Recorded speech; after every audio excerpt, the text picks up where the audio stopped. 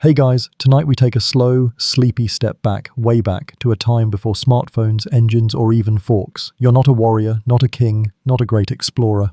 You're something even braver, a Viking fisherman. The wind is sharp, your socks are made of wool, and your boat is mostly waterproof. Except when it's not. Welcome to the cold, damp, oddly comforting world of a man whose life revolves around tides, nets, and the occasional angry goat. So, before you get comfortable, take a moment to like the video and subscribe, but only if you genuinely enjoy what I do here. Post your location and local time in the comments. I love seeing where you're listening from around the world. Now, dim the lights, maybe turn on a fan for that soft background hum, and let's ease into tonight's journey together. You wake up before the sun even thinks about rising. The roof beams creak as you sit up on a scratchy straw mattress. Cold air seeps through the turf walls of your longhouse, and you instinctively pull your rough wool cloak tighter around your shoulders. There's no rooster, he froze last winter, so the honor of waking you belongs to the faint sound of waves licking the rocky shoreline and a dull ache in your lower back that hasn't gone away since last spring. Your breath puffs out in little clouds as you swing your legs over the edge of the bed. The floor is hard-packed earth, cold as iron. You pause for a second, squinting into the dimness, and step carefully around your youngest child, who somehow always ends up sleeping next to the hearth, curled around the family dog. You briefly envy both of them. Outside, the world is grey and quiet. Not the peaceful kind of quiet, but the something is probably about to freeze off kind. Your boat waits by the shallows, crusted in a thin film of ice. A morning fog has rolled in, wrapping the fjord in mist so thick it looks like the gods decided to smother the sea in wool. You trudge toward the water, boots crunching over the frosted grass. Every breath stings your nose. The gulls are already circling like debt collectors, and one of them poops directly onto your net. You pretend it's good luck. Historians still argue whether Viking fishermen believed in omens from animals, or if they just got pooped on a lot and decided it had to mean something. Your fingers are stiff as you untangle the nets. They're made of twisted flax, rough and riddled with repairs. A decent net takes weeks to make and an afternoon to ruin. Last week a seal swam right through yours, not around it. Through it, like a furry, slippery god of chaos. You're not alone out here. A few other boats drift slowly into the mist. You recognize Eric's silhouette by the crooked mast he still hasn't fixed, and Bjorn's by the way he sings off-key when he rows, like a drunken walrus wooing the moon. You ease into your own boat, heart already tired, body not far behind. The oars creak in their locks as you push away from shore, fog swallowing the land behind you. Out on the water, the air is colder, wetter, and somehow quieter. You pull your wool hood tight, knowing it will get soaked eventually. It always does. You drop your net with practiced hands. It sinks into the black water without a sound, like a secret being swallowed. Then you wait, and wait. Fishing isn't a fast process, unless you count the part where your butt goes numb. To pass the time, you hum a song your mother used to sing, something about whales and women with cold feet. You don't remember the words, but the rhythm is enough to keep your hands moving. At one point, you think you hear another fisherman sneeze in the mist, followed by a muffled curse and the sound of a boot splashing overboard. Classic. The sun finally starts to rise, more of a suggestion than a commitment. Pale pink seeps into the sky, illuminating the fog just enough to remind you how far from shore you've drifted. A distant seal pops its head up, stares at you, and disappears again with the confidence of someone who knows they're not the one with rent to pay. After a long, shivering hour, you pull the net back in. It's heavy. That could be good, or it could mean seaweed, or rocks, or the other half of someone else's net. Your arms strain as you haul it over the gunwale, and yes, there it is, a modest haul of cod, wriggling and slimy, slapping your face with their tails like tiny fishy insults. You catch 3 decent ones, a fourth that's barely more than a bone with gills, and something that looks like it might once have been a boot, or a very angry clam. You grunt, half in satisfaction, half in protest, and stow your catch. The tide's shifting, your toes have vanished into numbness, and it's time to row back. As you paddle, muscles aching, you think about the old fisherman who used to row these same waters. There's a carving on the side of a boulder near the inlet, 2 fish and a serpent. Historians still argue whether it's a record of a real catch, a warning about sea creatures, or just graffiti from a bored Viking teenager. Either way, it makes you row a little faster. You reach shore just as the fog begins to lift. The village is stirring, smoke rising from chimneys, roosters announcing their dominance despite being mostly frozen, and someone's goat already breaking into your turnip patch again. Classic Gorm, you'll deal with that later. Right now it's time to unload, sort your catch, and maybe finally eat something, because yes, you've been up for hours, rowed 5 miles, battled fish and frostbite, and you haven't even had breakfast. But that's a problem for slightly future you. Right now, you just need to remember where you put your dry socks. Section 2. The cod slaps against the wooden bench as you unload it with stiff fingers, each fish making that wet, meaty thwack that only someone who's handled far too many fish could recognize in their sleep, which frankly you could. Because most mornings you do, the frost hasn't melted off the boat yet and your thumb is already bleeding from a stray fish spine. It's fine. You've bled worse for less. You trudge back to the longhouse, bucket of fish swinging in one hand, your other hand awkwardly pressed to your lower back. It's a walk of about 200 paces, give or take the occasional chicken that refuses to yield. Why do chickens always act like they own the place? You kick open the heavy wooden door with a foot that hasn't had proper circulation in an hour. Inside, warmth smacks you in the face, blessed, smoky, goat-scented warmth.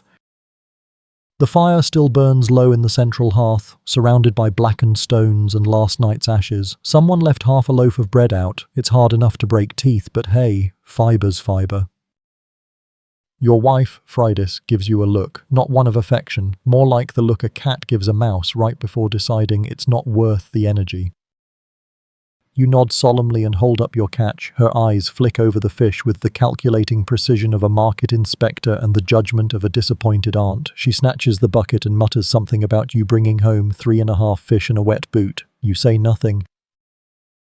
You know better. This is just part of the sacred ritual known as breakfast negotiations. You strip off your soaked cloak, wring it out with an audible squish, and hang it near the fire. It'll steam ominously for the next 2 hours like it's auditioning to become soup. Meanwhile, Freydis tosses 2 of the cod into the pot and expertly guts the third. She doesn't even look.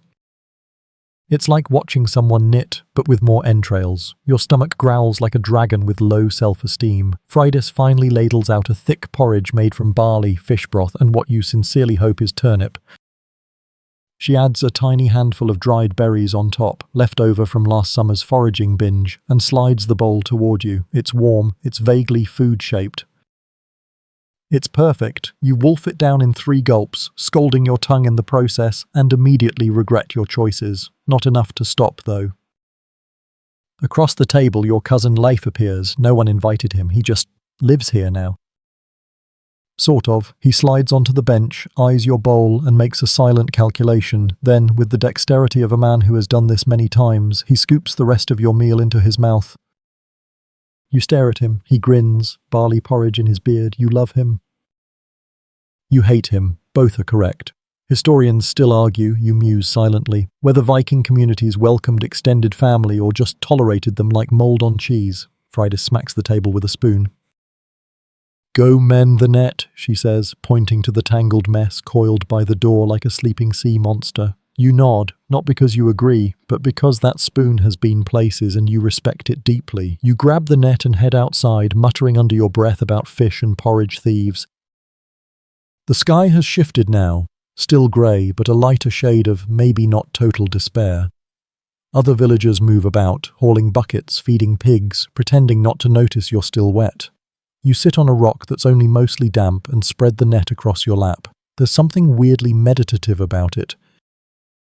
Thread pull knot, you hum again, softer this time. Maybe that same whale song from earlier. It fits. The net has been through a lot.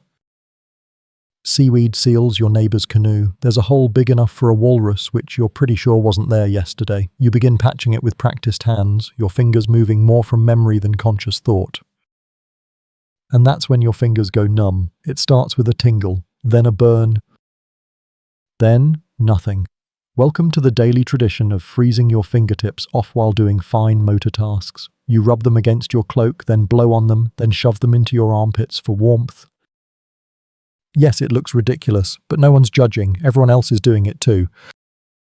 You finish mending just as Bjorn walks by, carrying what appears to be a half-frozen eel and whistling a tune no one likes. He nods at you, then trips over your goat. Again. You ask if he's okay, he groans. You both pretend that's a yes.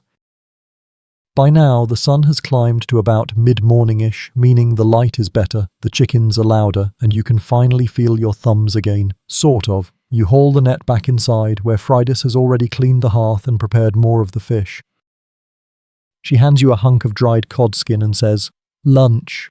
You chew it like jerky. It tastes like salt and revenge. She hands you your cloak.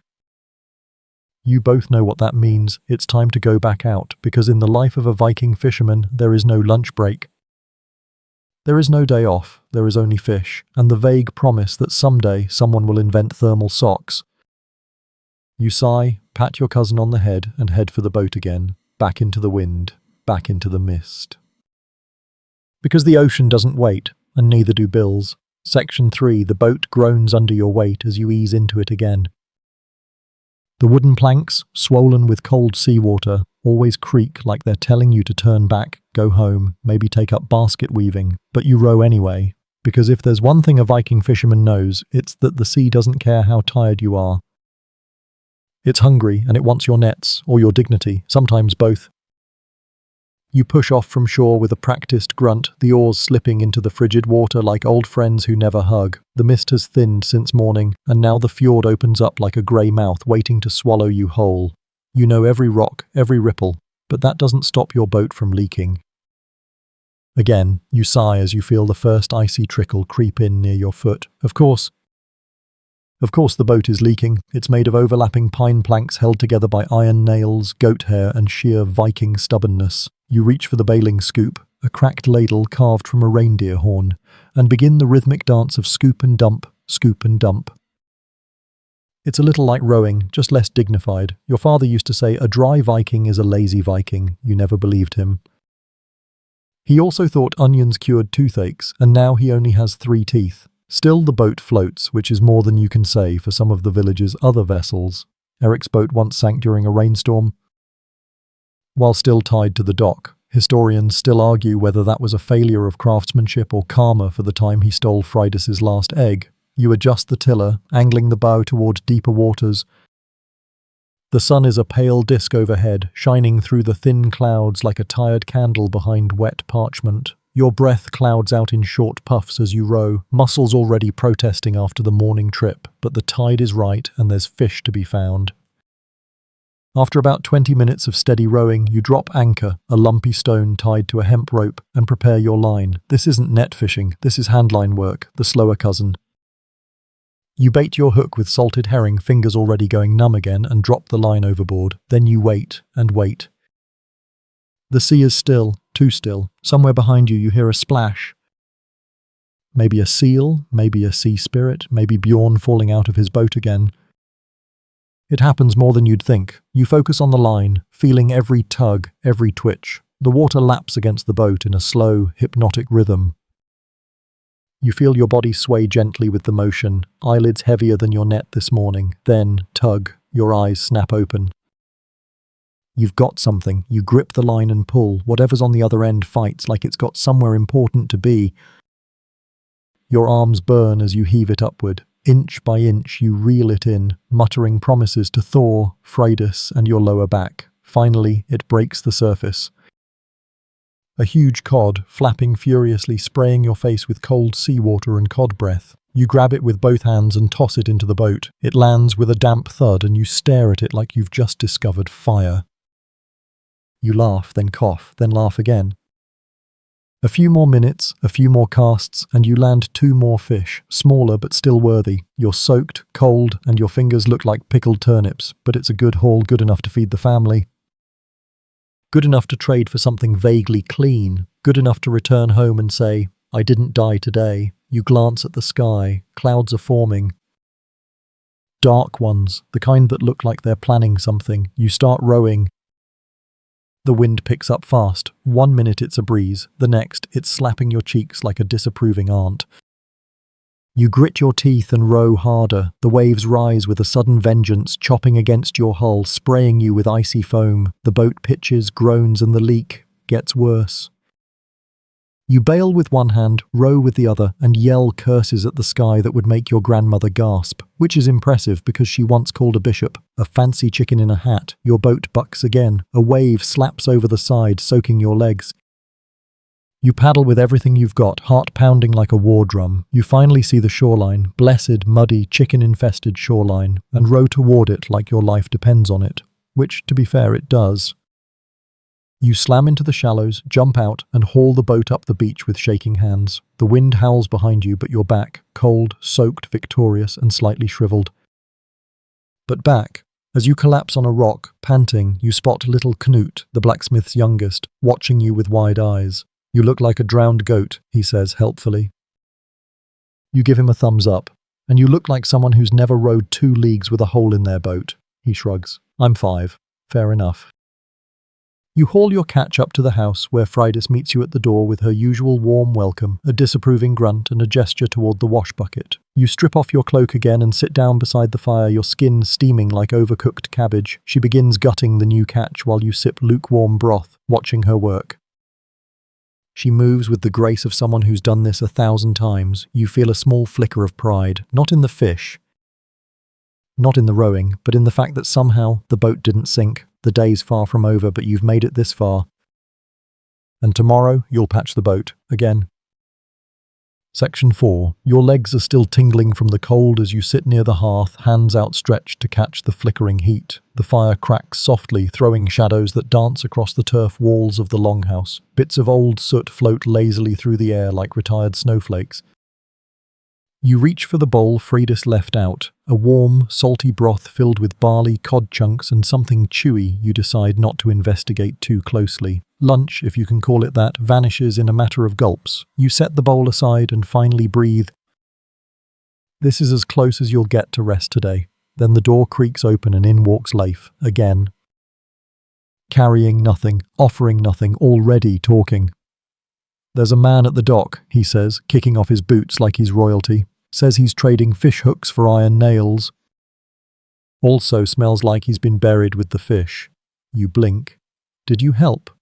I helped by not breathing near him. Of course. You peel yourself up from your seat and hobble back into your boots, still damp from your earlier adventure. You mutter something to Fridas about checking the dock and she just nods without looking up, still gutting, still judging. Outside, the air has that peculiar midday haze where the light is silver, not gold.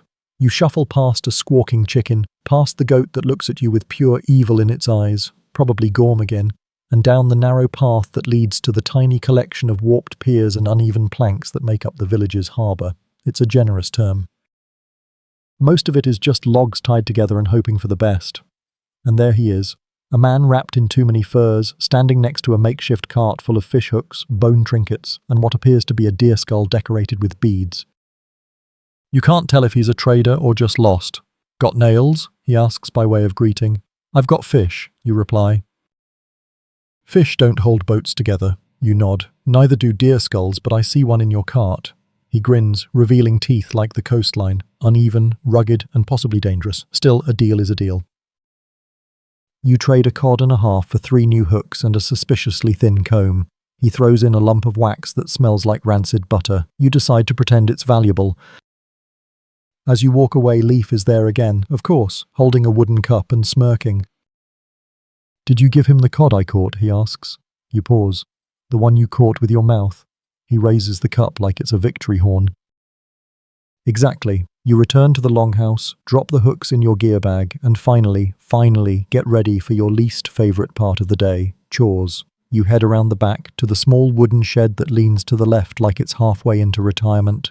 Inside are the tools, dull knives, cracked buckets, and a sharpening stone that's seen more gossip than action.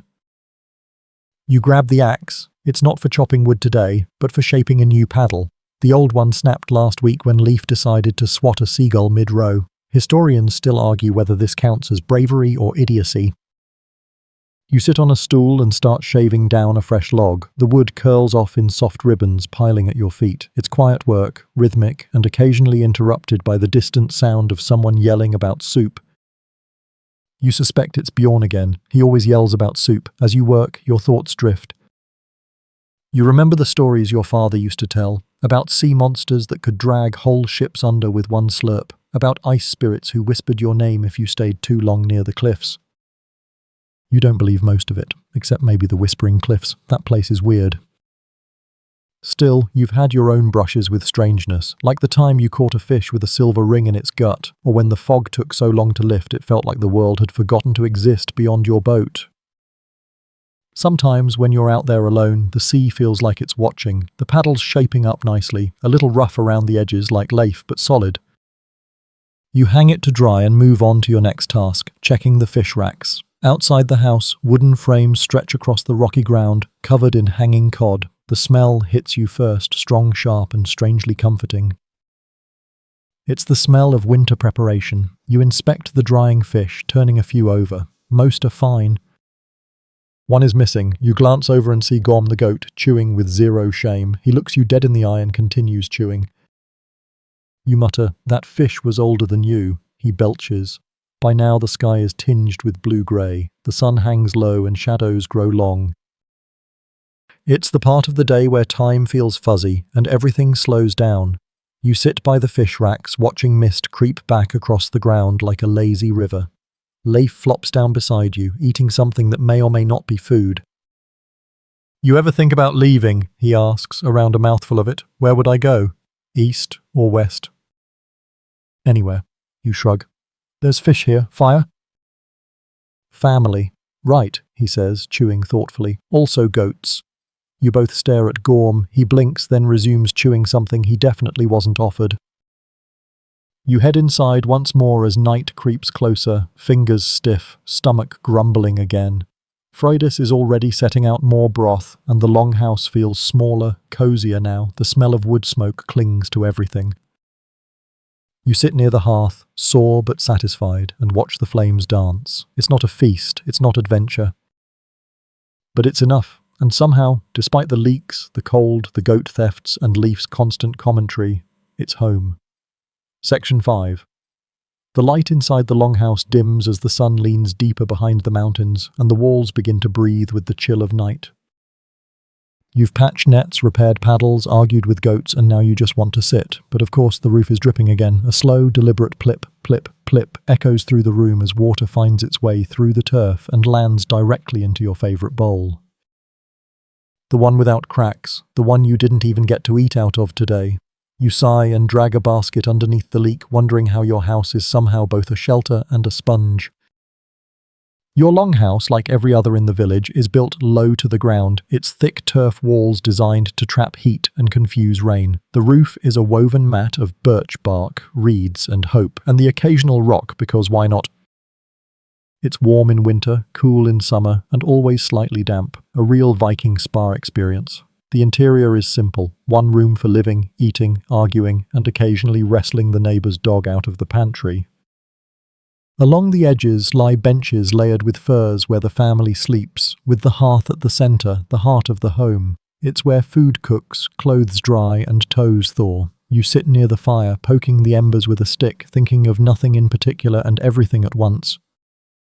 Freydis is darning socks, her fingers moving with the precision of a warrior sewing a battle plan. You suspect she's secretly been knitting small insults into the stitching, but you'll never prove it. The children are asleep, bundled up under pelts like tiny burritos of warmth and snoring.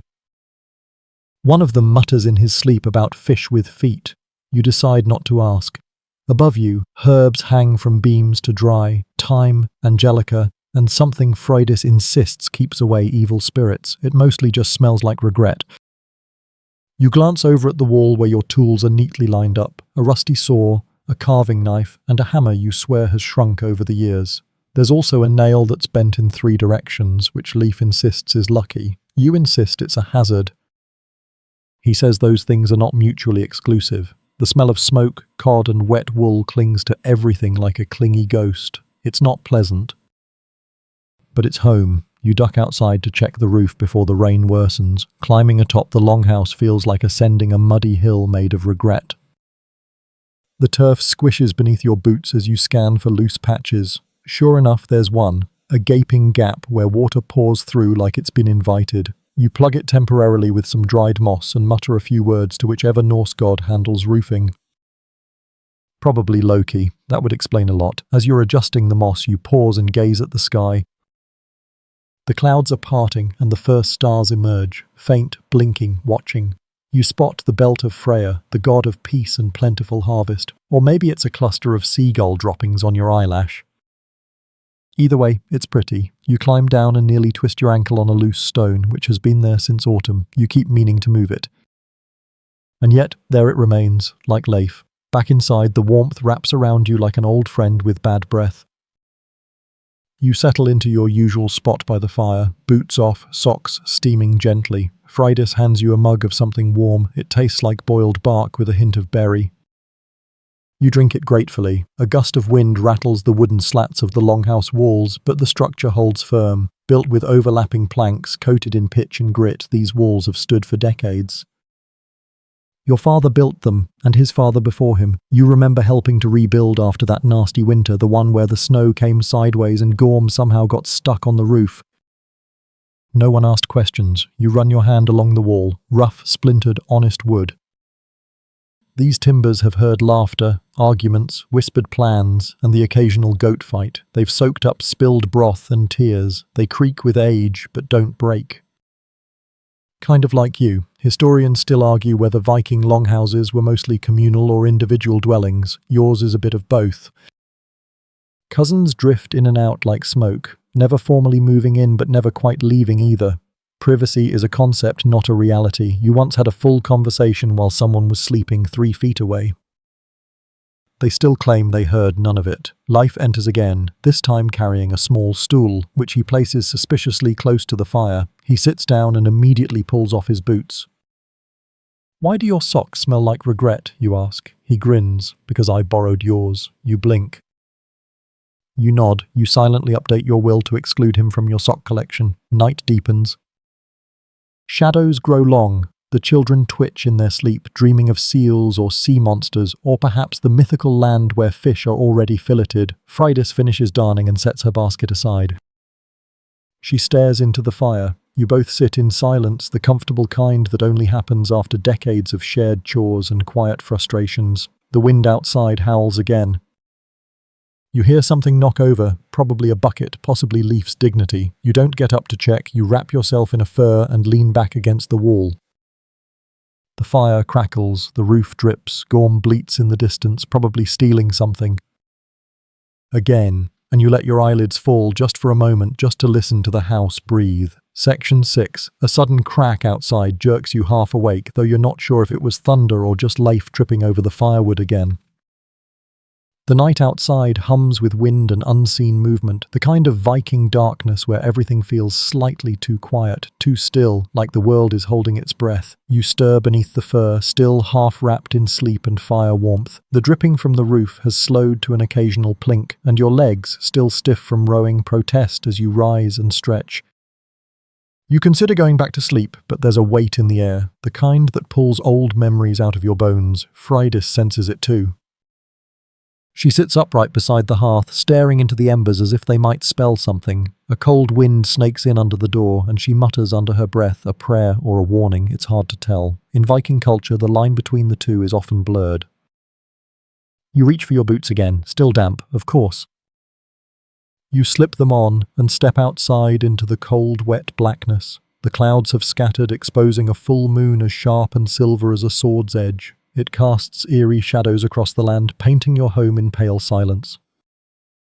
You walk slowly toward the shoreline, the wind tugging at your cloak, eyes scanning the sky, then the trees, then the sea. Something feels off. You can't name it, but it lingers. There's a story your grandmother used to tell, about spirits that ride the wind during stormy nights, whispering curses, stealing warmth, creeping into your bones. You never really believed it. Until nights like this. Back near the dock, the boats creak and groan as waves push and pull at their moorings. The ropes are tight, but you check them anyway. Habit, tradition, slight paranoia. You tug on one knot and find it looser than it should be. A bad omen, or maybe just Leif again. Still, you retie it, twice. The sea is almost black beneath the moonlight, rippling like stretched leather. Somewhere in the distance, a raven caws once, then silence again. You turn slowly toward the village path, and that's when you see it. Smoke. Not a fire, not danger, but a thin grey column rising from the far side of the hill. The old shrine. You squint. No one's tended that fire since midsummer, not since Hroth died. You begin walking toward it, boots crunching over frozen ground, thoughts heavy with every step. Hroth was the village seer, half healer, half lunatic, depending on the season. He believed everything had a spirit, trees, stones, even turnips. Especially turnips. Once he spent an entire week talking to one. Historians still argue whether Viking spirituality was truly animistic or just a product of too much fermented mead. Either way, Hroth made it convincing. You reach the shrine, just a pile of stones now, overgrown with weeds and damp moss. A bundle of birch twigs crackles gently in a bowl carved from driftwood. Someone lit this recently. You kneel beside it, unsure why. There's no prayer in your mouth, no offering in your hands. Just the feeling that something needed witnessing. The flame flickers, a raven lands nearby, watching you with that unblinking, unsettling bird stare. It cocks its head, then flies off again into the woods, wings slicing through the night. You stay a few more minutes, then douse the flame with a handful of wet moss. Smoke curls around your fingers as the fire dies. You don't tell anyone you came out here. When you return to the longhouse, Freydis is asleep, the children bundled in layers of wool and dreams. Leif snores in the corner like a walrus with sinus problems. You sit again by the fire, heart slowly calming, but something still hangs in the air, an unease, a pressure behind your eyes. You poke the embers and wonder if the gods really speak through birds and fire. Or if people like Hroth just wanted to feel less alone. The wind howls again outside, and the door creaks slightly. You remember the time a travelling skald told you that storms were the gods arguing over who loved humanity less. You'd laughed, then given him a herring. He sang you a song in return about a fisherman who fell in love with a selkie and lost his boat, his heart, and both his socks. Good song. You lay back down, furs heavy over your chest, but your thoughts stay sharp. You keep hearing Hroth's voice. Every crack in wood holds a spirit. Every fish you eat remembers, which is honestly creepy when you think about how much fish you've eaten. You close your eyes. Somewhere far off, another raven caws. The wind whispers through the cracks in the longhouse wall. And you dream, not of battles or glory or gold, but of stones that breathe, nets that speak, and a fire that never quite dies. Section 7. The sun, when it finally appears, is late and apologetic. A faint smear of light filters through the wool-curtained slit that serves as your window, casting pale shadows across the longhouse floor. You groan softly as you sit up. Every muscle reminds you that you spent yesterday fighting wind, fish, and invisible spirits of questionable intent. You shuffle across the packed dirt floor, still wearing one sock because Leif stole the other again. Probably. Outside, the day begins with a thick chill in the air and a sky that promises either mild weather or a surprise blizzard. Viking forecasting at its finest. Your chores await, naturally. The nets are drying, the boat still leaks, and Bjorn is already yelling down by the docks. About what, you're not sure. Probably soup again. But today, your focus isn't fish. It's barter day. Barter day means the small, muddy village square becomes a swirling mess of shouting, sniffing, loud goats, and questionable deals.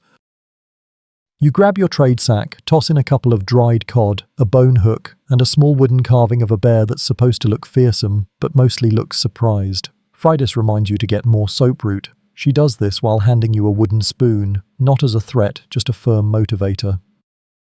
Viking wives didn't need words to express disapproval. A well-timed glance and the casual flex of a spoon was plenty. The square is already alive by the time you arrive. People from nearby villages have gathered, dragging sleds, leading ponies and carrying bundles of fur, firewood, smoked meats and whatever else they think might be worth something. A guy you barely recognize from the fjord settlement is trying to swap a seal-tooth necklace for a pair of mittens. Another is loudly declaring his wife makes the best cabbage in 3 valleys, though judging by his face, he's lying to everyone, including himself.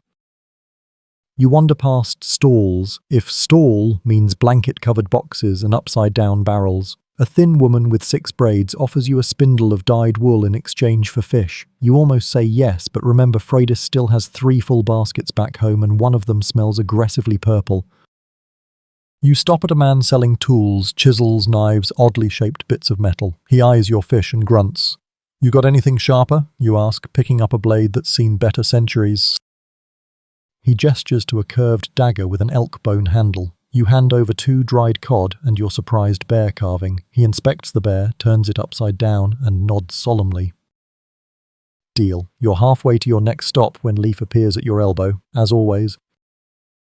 I just traded a chicken for 2 eggs and a smile, he says proudly. You stare at him. That's not a trade. That's theft and confusion, he shrugs. The chicken's happier. You ignore him and move toward the soap-root cellar.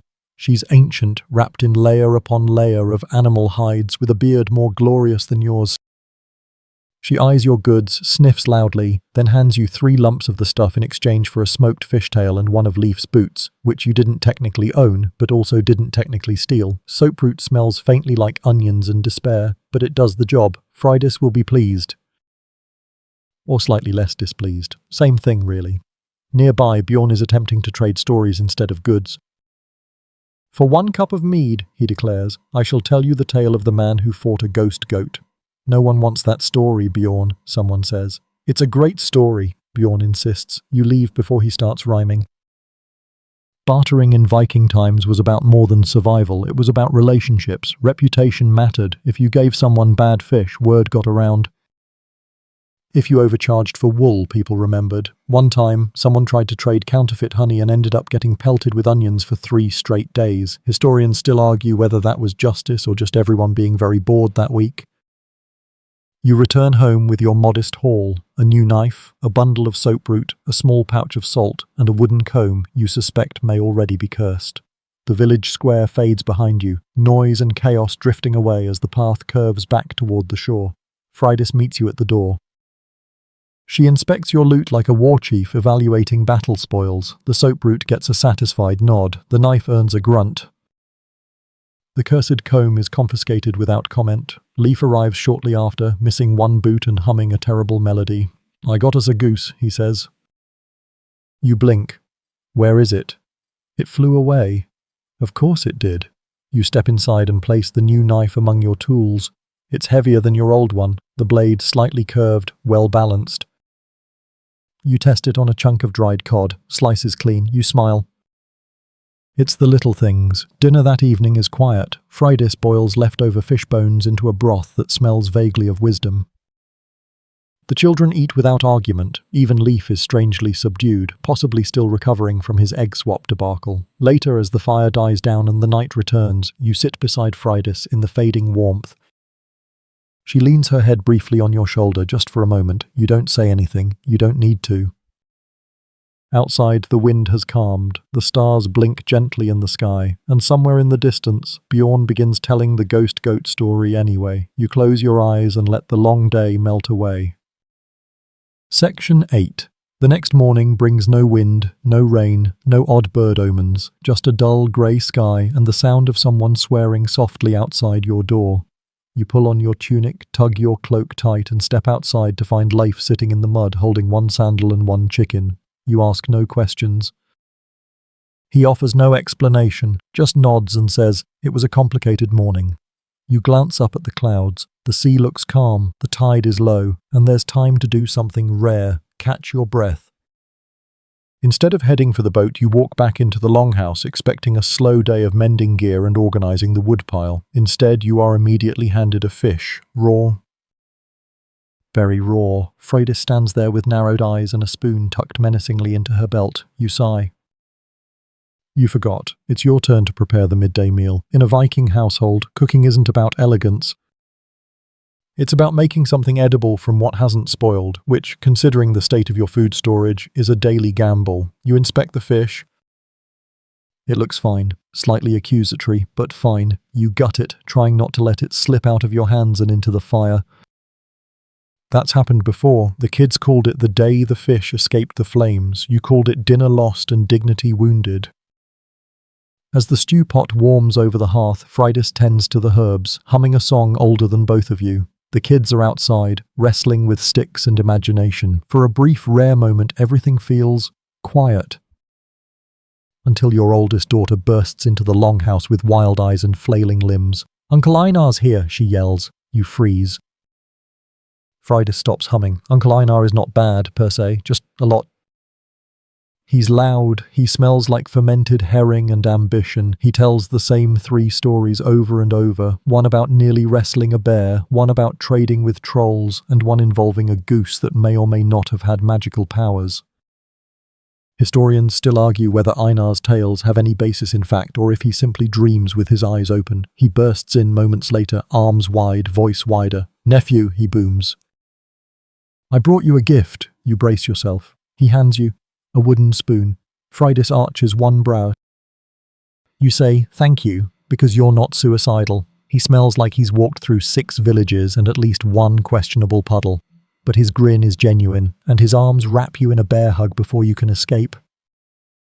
The children adore him. You tolerate him. Freydis sharpens knives while he talks, purely coincidental, of course. Over the next hour, Einar fills the longhouse with stories, laughter, and a thick cloud of "man who refuses to bathe on religious grounds" aroma. He insists on helping with the stew, which leads to a brief, tragic incident involving too much garlic and not enough common sense. Eventually, the meal is done.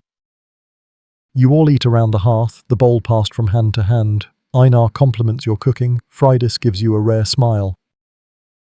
Leif sneaks an extra portion naturally. Afterward, Einar insists on a walk down to the shore. You go, mostly to ensure he doesn't accidentally steal your boat. You stroll the coastline together, stepping over driftwood, seaweed, and a truly determined crab. Einar tells you tales of distant places, of rivers wider than fjords, of markets where people trade silk and spice, of boats so large they carry whole families and livestock in one go. You're skeptical, but you listen. Then, suddenly serious, Einar stops and looks out over the water. "You know," he says, "we fish. We farm. We fight when we must. But sometimes I wonder, do we ever choose?" You frown. "Choose what? Anything? Or do we just follow fish and weather and whatever Odin tosses our way?"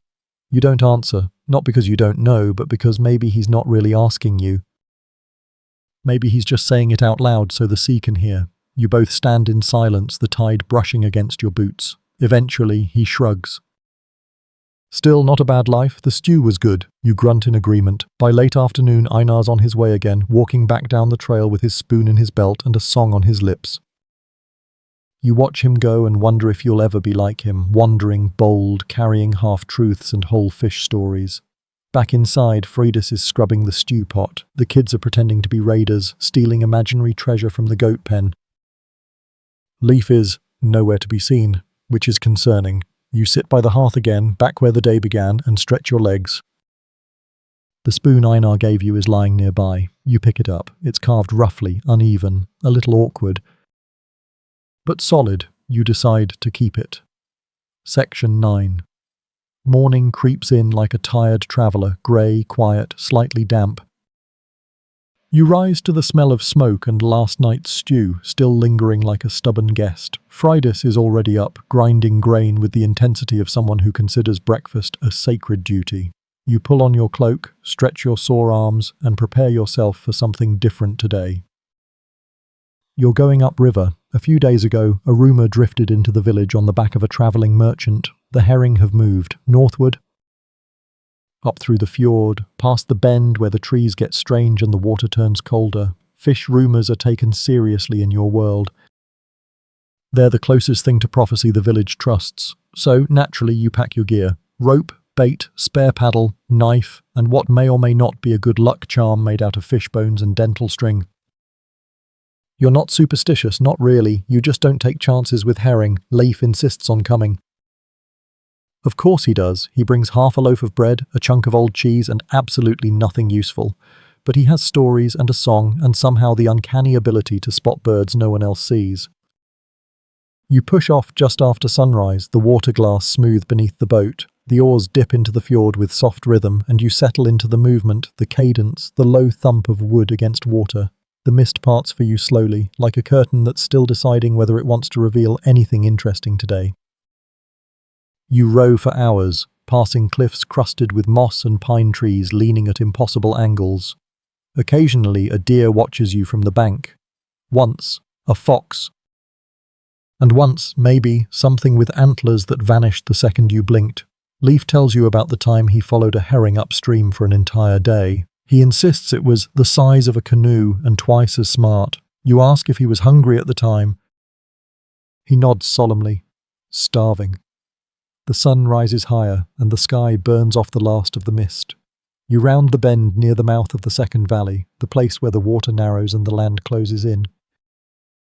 Here, the river twists like a lazy eel, the current stronger, colder. You can feel it in your hands, in your bones. You cast your net. Slowly, carefully. This isn't like coastal fishing.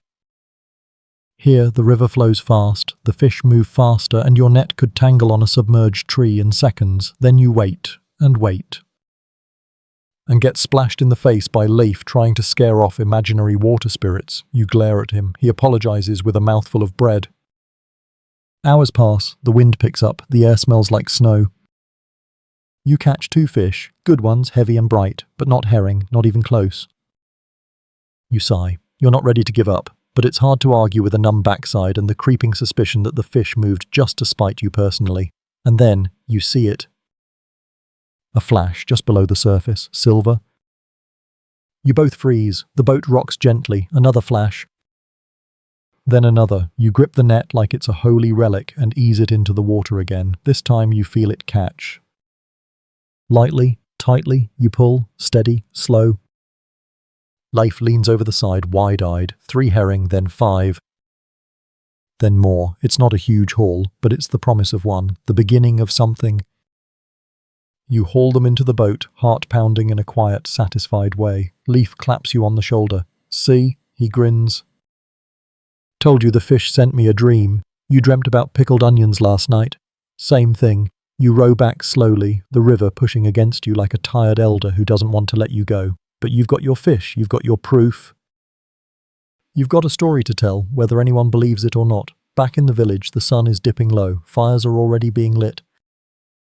You carry the herring into the square like treasure and people gather quickly. Fish have a way of drawing a crowd. Freydis raises an eyebrow when you hand her the wriggling silver prize. Where did you find these? Upstream, she pauses. That far? You nod. She says nothing more, just takes the fish and begins preparing them. That's how you know she's impressed. That evening, the village gathers around the fire pit near the centre of the longhouses, a celebration of sorts. Not a feast, but the promise of one. The arrival of herring means full bellies, smoked stores, and trade opportunities. It means winter won't bite quite as hard. The children run through the dusk, their laughter mingling with the crackle of fire. You sit with a bowl of stew and warm hands, watching as Leif tries to convince someone that his dream of a canoe-sized herring deserves its own saga. No one believes him. Everyone listens anyway. You lean back against a log and look up at the stars. They're clearer tonight, the sky crisp and blue-black. You trace the constellations you know, Freya's belt, Thor's anvil. The sea serpent that never quite goes away. You exhale slowly, the steam from your breath curling into the night. For once, the fish cooperated. Section 10. The morning after the herring haul, you're greeted not by frost or fog, or even the sound of Bjorn yelling about soup, but by a visitor with a bundle of twigs and an alarming lack of clothing. You're halfway through tightening your bootstraps when you hear him approaching, feet slapping against the earth like an overconfident duck. He stops at your door, beaming, steam rising from his bare shoulders. Sweat lodge, he says. You in? You blink. Now? He nods, eyes gleaming. Now. His name is Odder, which is appropriate because everything about him is slightly off. He's the village's unofficial herbalist, occasional poet, and full-time enthusiast of saunas. You don't even know if he fishes. You're not sure he eats. He seems to survive on mushrooms and steam. Still, Viking hygiene, such as it was, included saunas, or sweat huts as they were known. A communal wooden cabin half dug into the earth with a fire pit piled high with stones. Water thrown onto the stones releases clouds of scalding steam, and everyone sits around in as little clothing as social standards and temperature allow. Freydis, upon hearing your plan, hands you a bundle of soap root and a clean tunic. Don't come back smelling like burnt moss again, she says, and closes the door before you can reply. You follow Odder down the winding trail past the goat pens and the drying racks. The sweat lodge is tucked into a hollow near the edge of the woods, smoke drifting from a chimney that's more crack than pipe. The wooden door creaks as you enter, and you're immediately hit with a wall of heat thick enough to slap your brain into a nap. Inside, it's dark, red-lit and humid, like the inside of a soup pot that someone's been whispering secrets into. Stones glow in the center, and steam clings to every surface like gossip. You strip down, sit on a bench carved from pine, and toss your soap root into the bucket. Otter hums some nonsense melody as he pours water over the rocks. Steam bursts upward in a hiss that fills the chamber and your lungs all at once. Your pores open, your thoughts melt. At first you just sit there sweating in silence. Then you start talking. That's the strange thing about these lodges. Something about the heat makes people confess things they wouldn't tell the sea. You tell Otter about the night at the shrine, the smoke, the raven. He nods like he already knew. He tells you about a dream he had, in which he was a fish being eaten by a goat. You decide not to ask follow-up questions. In ancient Norse tradition, saunas weren't just for bathing, they were sacred, a place to cleanse the body and spirit, to sweat out sickness, to confront visions. Some said spirits lived in the steam, some said the gods whispered there. Historians still argue whether Vikings used these sweat huts for rituals or just because they were cold and extremely tired of smelling like fish. Either way, it feels good. After a few rounds of heat and steam, you step outside into the open air. The cold punches your chest like a blessing. Your skin steams. Otter rolls in the snow. You politely decline and splash yourself with cold water from a bucket instead. Your joints crack, your brain feels clear, like the inside of a bell that's just been rung. You pull on fresh clothes, your skin tingling, and thank Otter, who is now trying to balance a rock on his head to align his chai, whatever that is. The walk back to the village is slow and quiet. You move like you've been hollowed out and refilled with something warm. Even the wind feels gentler, the gulls less screamy. You pass Bjorn, who waves and tells you you're glowing. You tell him you're clean. He gasps. Freydis meets you at the door, sniffs you once, nods in approval. You don't smell like moss, she says.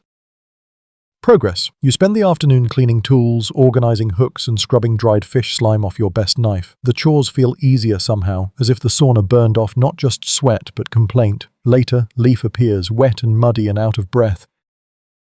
I joined the sweat lodge, he wheezes. I saw my ancestors. They were judging me.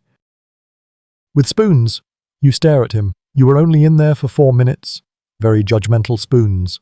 Dinner is a quiet affair. Freydis makes root stew with slivers of dried meat. The fire cracks gently, and your muscles hum with the pleasant ache of recovery. You lie back on the bench, eyes half closed, listening to the sounds of a house still alive with life, the bubbling of the stew, the rustle of furs, the low breathing of children already dreaming. Outside, the wind rattles the shutters and snow begins to fall in small, hesitant flakes. You stare at the ceiling and imagine the stars hidden above it, bright and silent, the way the gods whisper to each other when they think you're not listening. Your last thought before sleep is a curious one. You wonder if the herring upstream have saunas too. Section 11. The snow falls heavier by morning, blanketing the village in quiet. Every roof glows with white, and the paths you walked yesterday have disappeared beneath the soft hush of winter. It's the kind of snow that makes even the goats whisper. You wake with your knees stiff and your hands aching. Not from rowing or hauling fish, but from the cold that creeps into old joints like an uninvited cousin. Freydis is already up, kneeling by the hearth, feeding it scraps of birch bark and muttering to the fire like it owes her money. The kids are still tucked beneath pelts, snoring in unison like a tiny chorus of hibernating bears. You stand slowly, wrap yourself in your heaviest cloak, and slip out the door into a world muffled by snow. The village is quieter now. Fewer people wander. Most stay in to mend, carve, prepare, or argue about whose turn it is to chop more firewood. You're supposed to help build a new net frame today, but plans shift when the snow pile's knee-deep and you're not entirely sure where your hammer went, or if it's frozen to the goat again. Instead, you make your way across the village to check on Uncle Tor. Uncle Tor lives near the edge of the forest, in a hut that leans like it's considering falling over but hasn't made up its mind yet. He's not really your uncle. No one's sure if he's related to anyone, but he's always been Uncle Tor. He's old, grumpy, and half-deaf, but he's got stories like boats have barnacles, plenty, and occasionally useful. You knock once and let yourself in. He's sitting by his fire, swaddled in blankets and glaring at the ceiling. "Brought you dried fish," you say. "Don't want it," he grunts, reaching for it anyway. You sit down beside him. The hut smells of pine, smoke, and a hint of mystery meat. On the walls hang antlers, knives, and 2 carved ravens that he insists speak to him on Wednesdays. You're not sure if he means literally or just when the weather turns. He talks.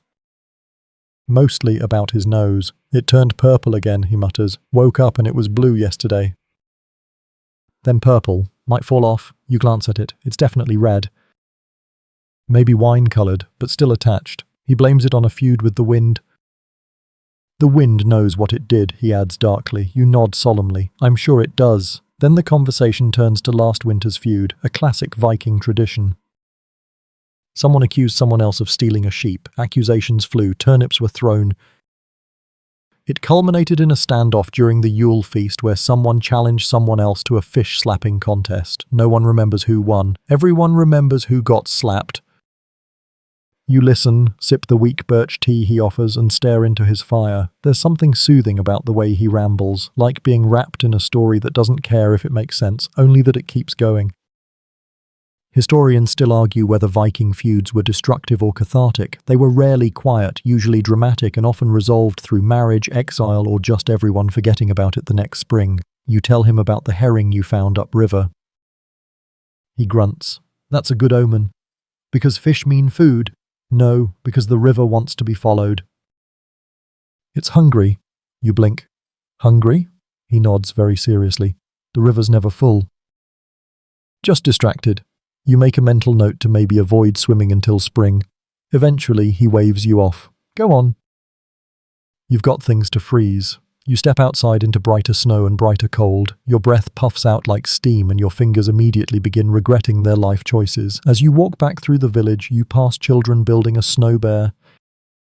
It has fish bones for teeth. You approve. Back at the longhouse, Leaf is sharpening a stick. You ask him why. He shrugs. You never know when someone's going to challenge you to a snow duel. You go inside.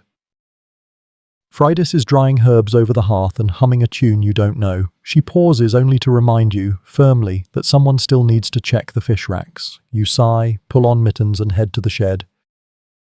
The racks are half buried in snow. The fish, stiff as boards, dangle like forgotten laundry. You brush them off, inspect for rot, and accidentally drop one on your foot. It thuds like a frozen regret. You spend the rest of the afternoon indoors, carving new line pegs and telling stories to the children, half true, half made up, and all thoroughly dramatic. You tell them about the sea beast that tried to marry a fisherman's net. They laugh. You don't correct them. Evening settles in slow like honey on cold stone. The fire crackles. Dinner is dried meat with root mash and a small, suspiciously crunchy piece of something that no one admits to dropping. Everyone eats it anyway. Uncle Tor's words still echo in your mind. The river's never full, just distracted. You sit by the hearth watching snow slide off the roof. The wind whispers again, soft, careful. You don't feel cursed tonight, just tired. And strangely whole, you lean back, the furs are warm. The goat is quiet, the snow is falling, and your uncle's nose is still, somehow, attached. Section 12.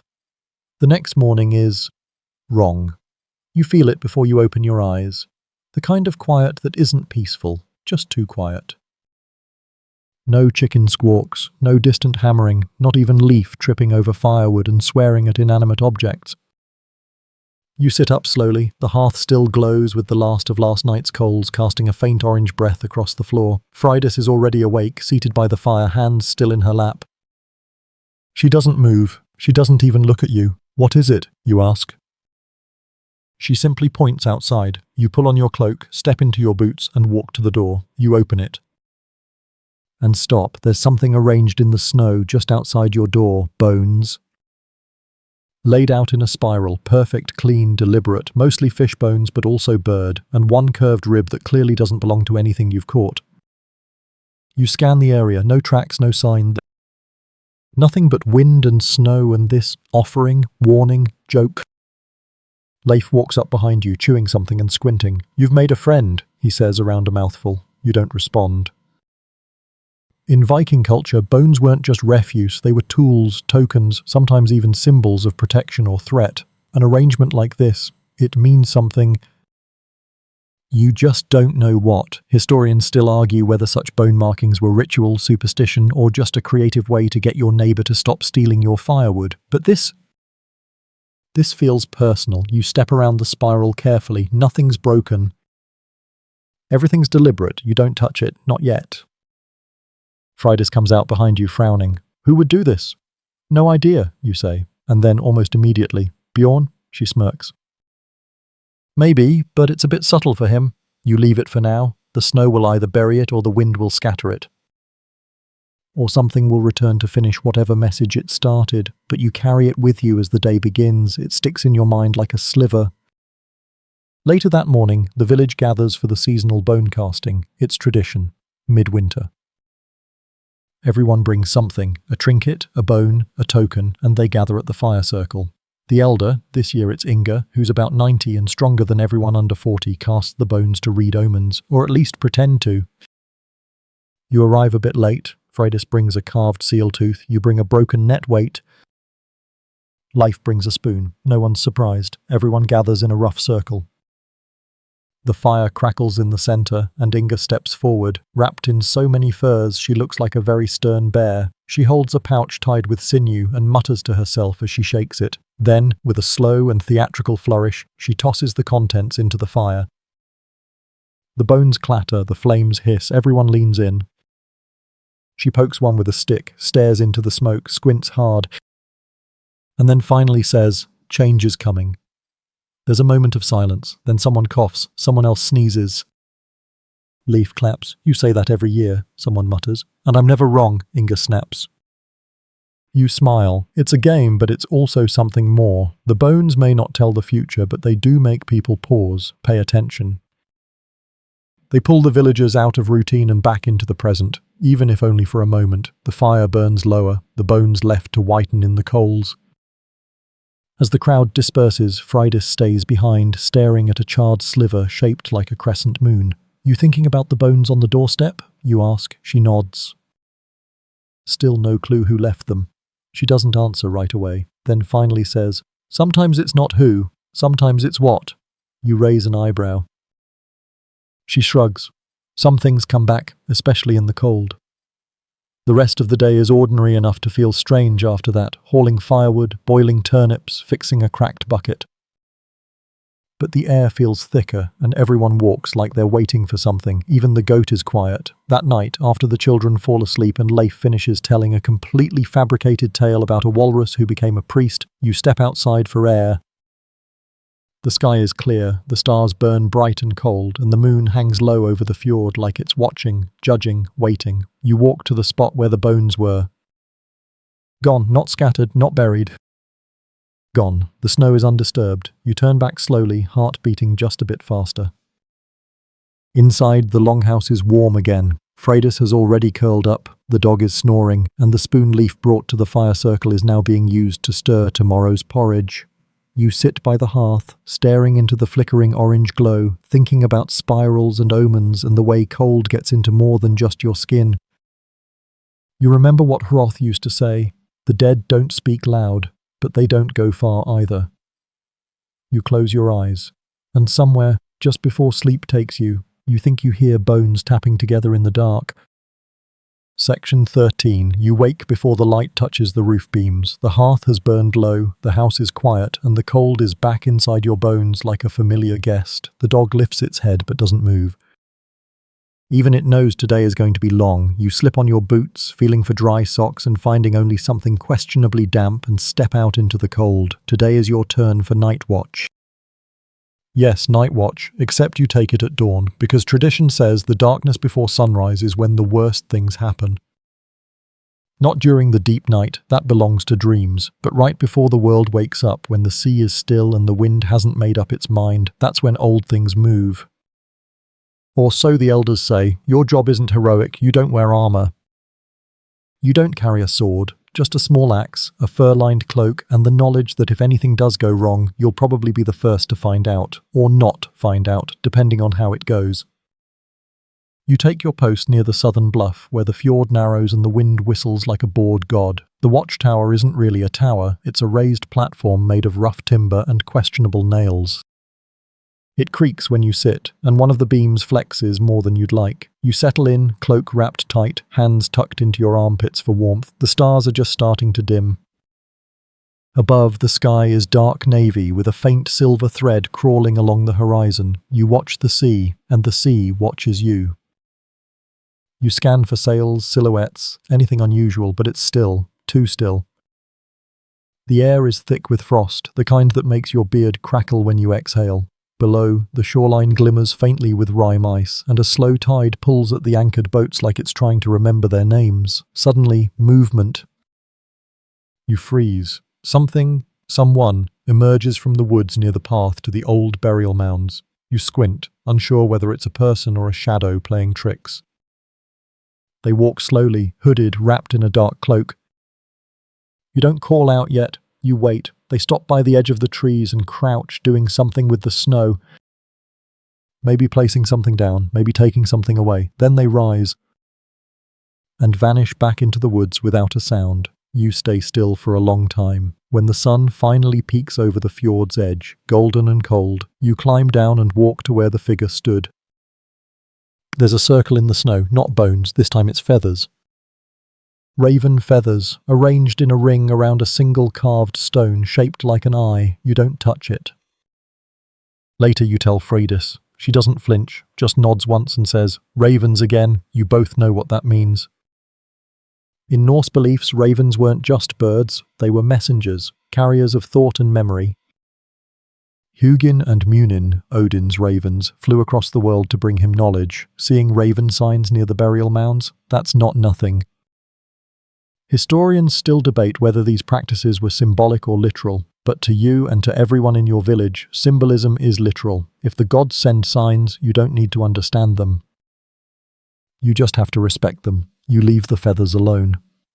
That afternoon, you join the others mending boats. Not yours, it's patched for now, but Bjorn's, which has somehow lost 2 planks and a baler spoon in one storm. He says a sea spirit took them. You're 90% sure he just fell asleep and dropped them. You hammer, you joke, you sweat, even in the snow, because winter boat work is not for the faint-hearted or the overly moisturized. The sun shines briefly, casting long golden stripes across the fjord before vanishing again like it regretted showing up. During a break, Leif wanders over, holding a small pouch. "Found something," he says, opening it to reveal, of course, more feathers. You ask him where. "By the goat pen," he says. "Gorm didn't like it." He knocked over a barrel.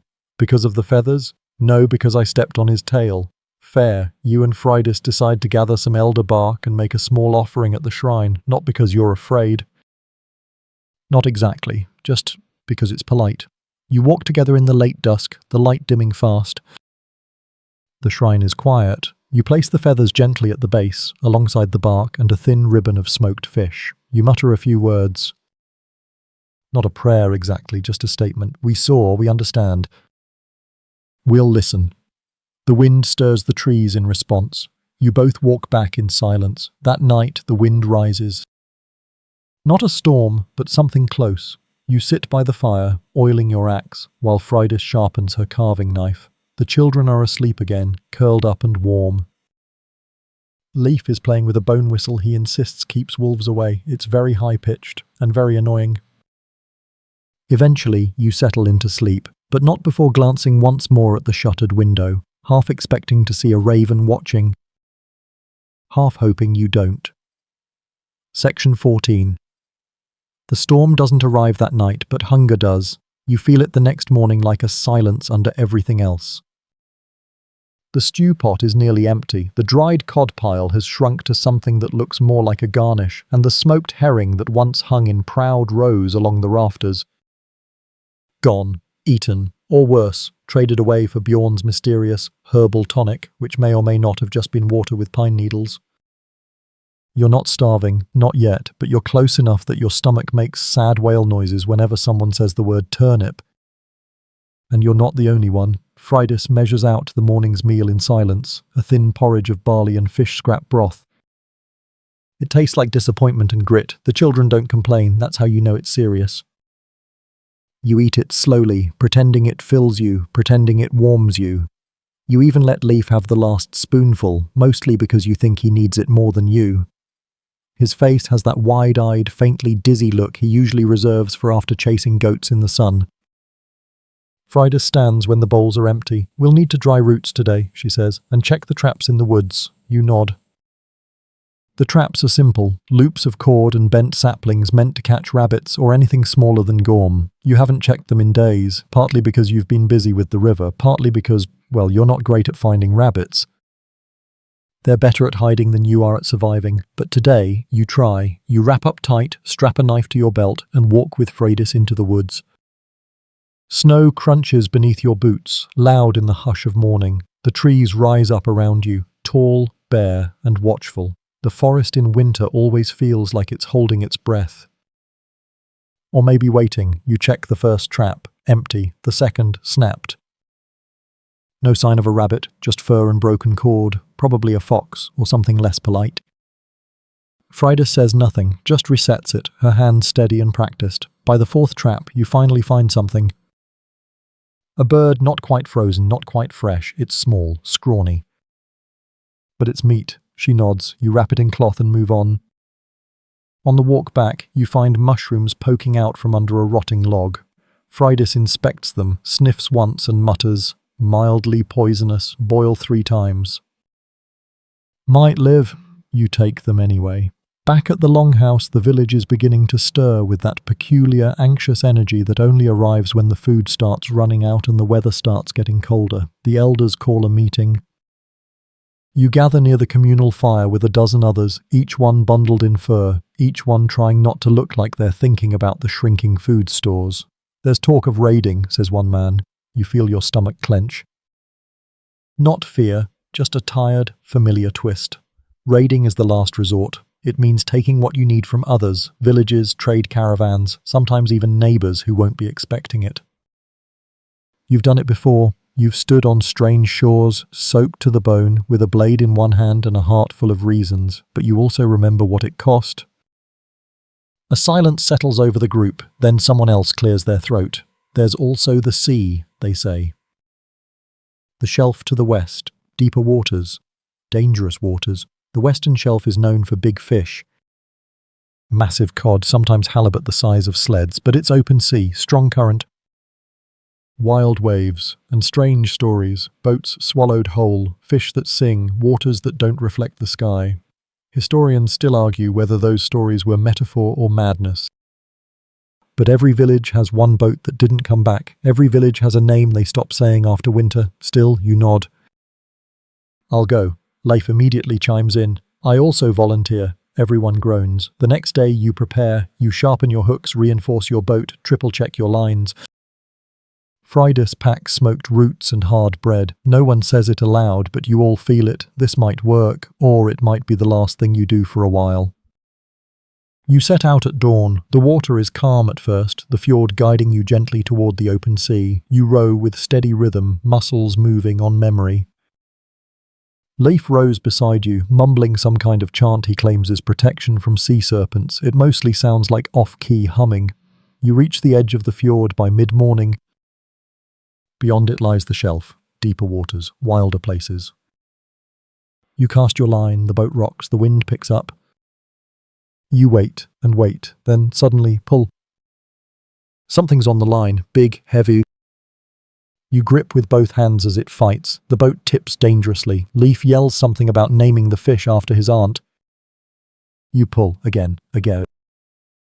And then it breaks the surface. A cod the size of a small pig. You heave it in with a triumphant groan. It lands in the bottom of the boat with a thud that sounds like hope hitting wood. You catch 2 more before the wind shifts. Enough to feed the village. Enough to matter. You row back fast, the sea less kind now, but your spirit's full. That evening, the fire burns high. The cod are cooking. Children are laughing again. You sit beside Fridas holding a bowl of steaming fish stew. She leans her shoulder against yours, briefly, wordlessly. and for the first time in days, the silence in your stomach is gone. Section 15. The fire crackles high as snow falls thick outside, blanketing the longhouses in white silence. Tonight is Yule, the longest night of the year, and the village feels strangely alive, pulsing with energy and laughter and the scent of roasting seal. Yes, seal. Bjorn traded 3 iron nails and a mysterious favor to a coastal trader for a whole one. He won't say what the favor was, he only winks, which is deeply unsettling.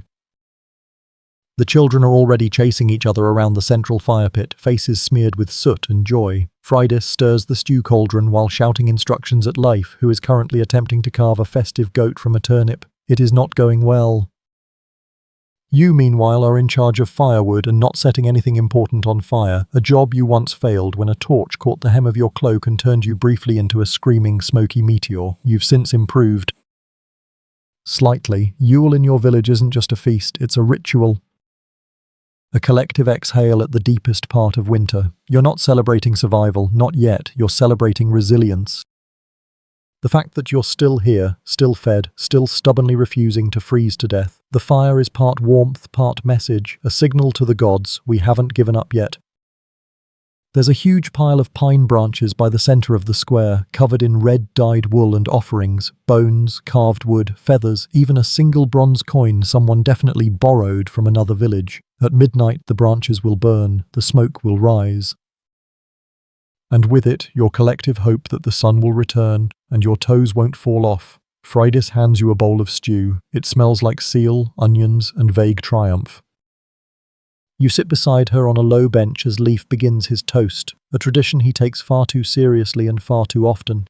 "Friends," he says, raising a horn of mead, "tonight we gather not just to feast, but to remember, to honor our fish, our fires, and most of all, my beard, which I have not trimmed since last Yule." People groan. Someone throws a turnip. He dodges gracefully. You take a sip of mead. It's stronger than usual. Possibly because Bjorn helped make it. Possibly because it's secretly just fermented pine cones. Either way, your face warms up. Your ears tingle. The stew hits your stomach like a grateful hug. After the toasts come the stories. Elders lean forward, eyes gleaming. The young ones huddle in fur bundles, wide-eyed and shivering, not from cold, but anticipation. Uncle Tor, who insists he is still only 64, despite all physical evidence, begins a long, rambling tale about the time he rode a reindeer into a bear's den to retrieve a stolen ladle. Historians still argue whether this tale is symbolic, actual, or just invented to justify how he got that scar on his forehead. Then comes Inga, who speaks only when absolutely necessary, and always says something like, "The snow listens, tread gently," which isn't technically a story, but no one dares ask for clarification. Finally, it's your turn. You don't plan it. You just stand, bowl in one hand, and start speaking. You tell the story of the great cod on the western shelf, of the heavy pull, of the way the boat leaned and the water sang, and for a moment you thought the ocean itself was trying to keep it. You don't embellish much, except maybe the part where Leif shouted, "It's a sea demon," and tried to hit the fish with a ladle. People laugh. They listen, they nod, and they remember. Because that's the point of stories, to turn memory into meaning, to pass the coldest hours with something warmer than fire. Later, as the pine offering is set ablaze, flames roar into the sky and sparks shoot up like glowing insects. Everyone watches in silence. The fire cracks. The air smells of smoke, resin, and ancient things. You throw your own offering into the flames, a carved fishbone talisman you've carried since you were 12. Freydis raises her hand but doesn't speak. Leif mutters something about fire spirits being attracted to dramatic exits. The flames roar higher, then slowly begin to sink. By midnight, people begin to drift back to their homes, children carried in arms, elders helped across snowdrifts. Bjorn attempts to sing but gets caught in his own scarf. You walk Freydis home, her arm looped through yours, boots crunching softly through the snow. Inside the longhouse, the hearth has been banked, the furs are warm and the children already sleep. You and Freydis settle near the fire, sharing the last cup of mead. She places her head on your shoulder, eyes half closed. Outside, the fire still flickers on the hill. The night is long, but not endless. Section 16. The fire from Yule is long gone by morning, leaving only blackened logs and a ring of footprints half filled with snow. You rise slowly, sore from celebration and too many awkward bench angles. Someone, probably Leif, has been snoring for hours beneath a fur coat that isn't his. Fridas is already up, of course, muttering to herself while stirring something brown and bubbling over the hearth. You don't ask what it is. You know better. The air feels different today. Still cold, but not biting. Still grey, but not suffocating. There's something softer in it. A hush. The kind that suggests the season might be shifting, but doesn't want to jinx it by saying so out loud. You stretch, your muscles ache in that lived-in way, like a house that groans but still stands. Today there are no celebrations, no raids, no mysterious raven feathers. Today you mend, you pull your net from its pile, it smells like brine and old rope. You sit on the bench by the doorway, let the light fall across your hands and begin threading, knotting, checking. It's slow, quiet work, meditative, almost. Like stitching your own thoughts back together. Fridas passes by now and then, bringing scraps of dried fish for lunch, humming softly. The children play outside in the snow, chasing each other with sticks and pretending to be sea spirits. Gorm the goat eats half of someone's mitten. No one stops him. You finish one net, start on another, and by midday your hands are sore and your stomach's growling. You eat a hunk of barley bread and sip something warm and murky, tastes like boiled regret with a hint of pine. Fridas says it's fortifying. You say nothing and keep sipping. In the afternoon, you walk to the edge of the fjord, you bring your knife and your patience and sit on your favourite rock, the flat one shaped like a sleeping seal. You stare at the ice along the shoreline, cracked and shifting, whispering to itself. The tide is out, the water low and thoughtful. You spot a few gulls hovering near the point, and further out, maybe, a seal, dark and slow, slipping between the ripples. You think of the old tales again. Of selkies, seals who take human form and walk on land, of sea kings with boats made of whalebone, of the deep places in the fjord where the water never sleeps. You don't believe all of it, but you don't not believe it either. Later, as the light begins to fade and the sky turns its usual winter grey, you head back to the village. The smoke from the longhouses curls up in thin threads, mixing with the pale dusk. It smells like warmth, like home. You pass Bjorn, who's sitting on a sled that's clearly broken, poking at it with a stick and muttering. I think the sled's cursed, he says. You think everything is cursed, you reply. This one bit me. You glance. Sure enough, his hand is bleeding. You nod slowly. Yep, cursed, he smiles proudly. Back at your house, the fire is going strong. Fridas has finished her mending. She holds up a pair of socks like a trophy. For you, she says, and tosses them over. You catch them. They're warm, worn, full of tiny, tight stitches like a woven argument. You pull them on. They feel perfect. Leif stumbles in, covered in snow and confidence. I challenged the goat to a duel, he announces. Fridas doesn't look up. And? I lost, but I learned. Good, she says, calmly stirring the pot. Dinner is quiet tonight. Just a stew of roots and fish with a few dried berries tossed in like an apology. The children eat quickly, the dog curls by the hearth, and Leif dozes in the corner, one foot twitching like he's dreaming of goats. Afterward, you and Fridas sit near the fire. The house creaks softly, the wind taps at the shutters. You sharpen your blade, not because you need to, but because the rhythm keeps your hands busy. She carves something from driftwood, maybe a spoon, maybe a boat, maybe both. You talk quietly. About the traps, the sea, the way the ice is thinning just a little, and then, without thinking, you ask, do you ever wonder if this will be the last winter? She pauses. Looks up at you, not scared, just steady. All winters feel like the last one, until they aren't. You nod. That makes sense. In a way, you think back to the first winter you faced as an adult, the hunger, the fear, the time you tried to warm your boots in the fire and nearly lost a toe. You were younger, funnier, colder. You've survived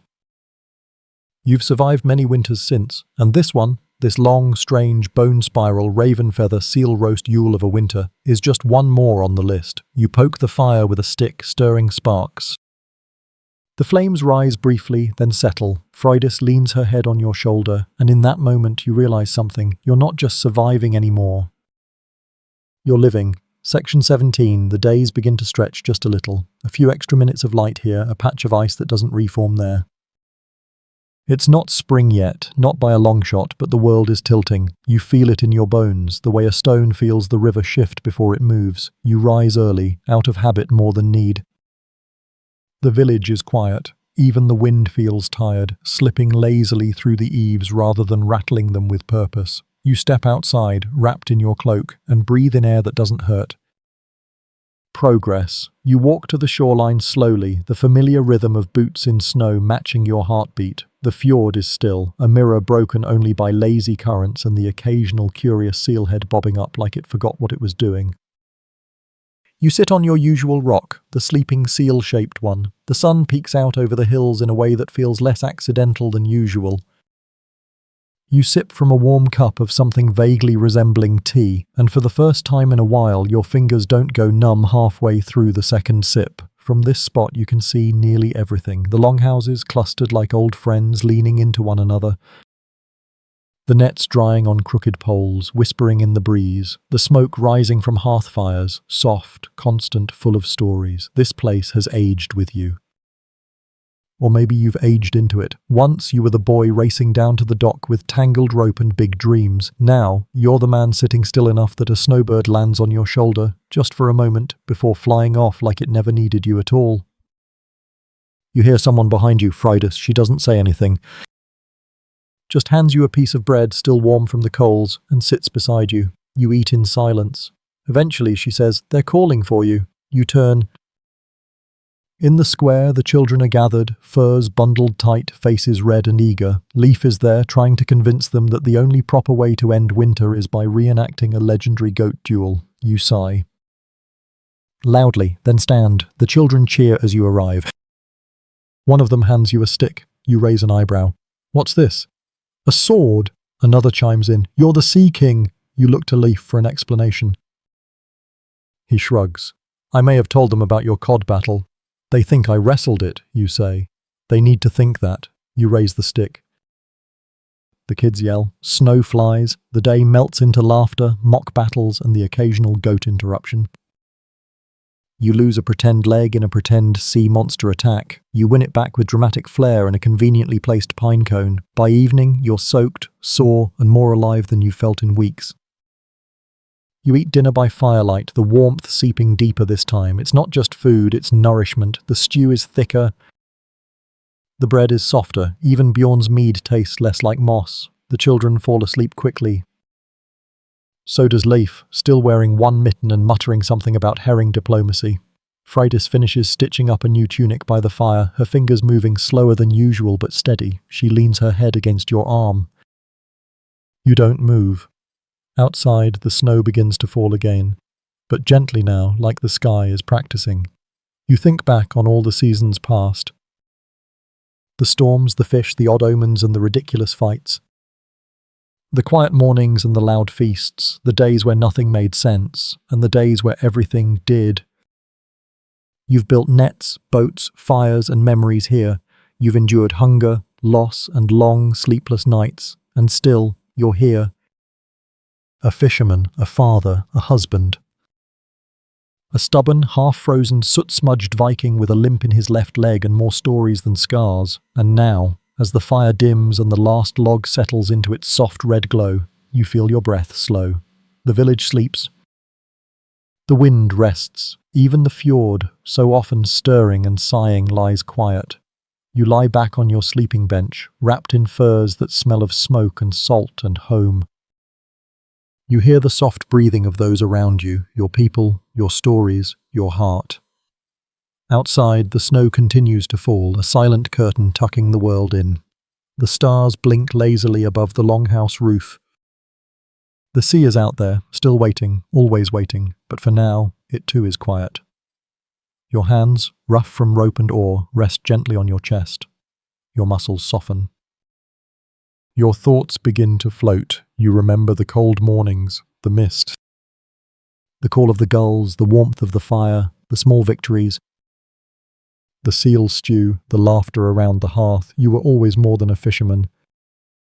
You were the rhythm of the tide, the silence before the storm, the eye scanning the horizon long after the sun has gone. And now, as the long night gives way, slowly, surely, to the promise of spring, you let go, you drift. Like a boat set gently into still waters, carried by stories, guided by stars. At peace, at last.